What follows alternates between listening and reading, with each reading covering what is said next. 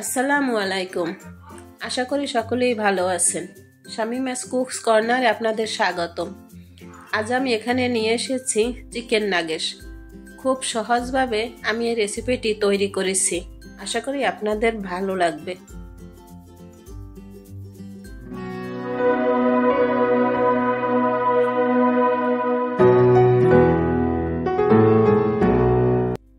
আমি এখানে 2 কাপের মতো চিকেন নিয়েছি, ছোট করে কেটে নিয়েছি।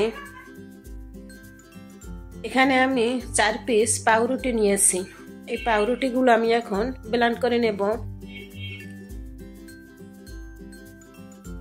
ছোট করে হাত দিয়ে ছিঁড়ে নিয়েছি।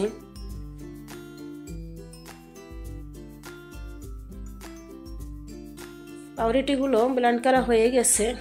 দেখুন, এভাবে আমার পাউরুটিগুলো গুঁড়ো করে নিয়েছি আমি।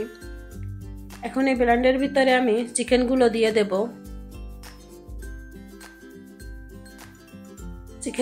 চিকেনগুলো দিয়ে আমি আলাদাভাবে ব্লেন্ড করে নেব। চিকেনটা ব্লেন্ড করা হয়ে গেছে। এখন আমি এর ভিতরে মশলাগুলো দিয়ে দেব। এখানে আমি 1 চামচ পরিমাণে মরিচের গুঁড়ো দিলাম।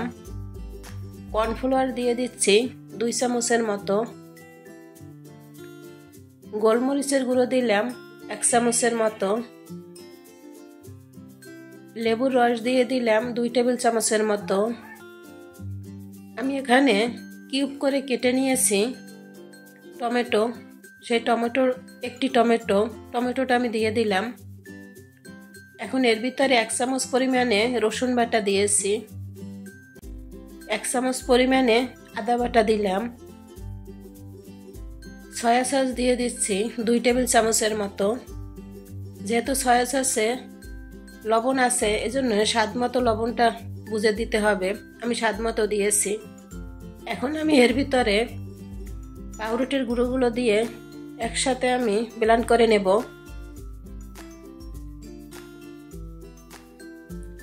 একটি বোর্ডে আমি তেল মেখে নিয়েছি। হাত দিয়ে ভালো করে মেখে নেব। এর ভিতরে আমি এখন চিকেনগুলো দিয়ে দিচ্ছি। হাত দিয়ে ভালো করে একটি রুটি শেপ করে নেব।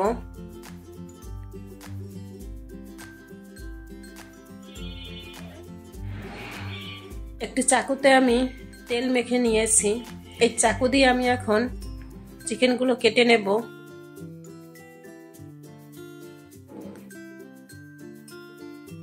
আমার এই রেসিপিটি যদি আপনাদের ভালো লেগে থাকে তাহলে অবশ্যই লাইক দিবেন, সাবস্ক্রাইব করে পাশে থাকার অনুরোধ রইল।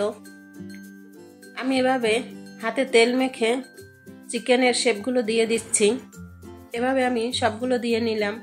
এখানে আমি কিছু চিকেন সংরক্ষণ করে রাখবো ফ্রিজে এবং কিছু ভেজে নেব।